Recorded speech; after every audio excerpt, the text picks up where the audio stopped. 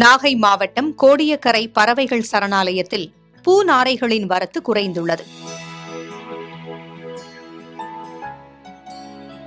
October முதல் March வரை இங்கு ரஷ்யா, சைபீரியா, ஈரான் போன்ற பகுதிகளிலிருந்து பல்லாயிரக்கணக்கான பறவைகள் வலசை வருவது வழக்கம்.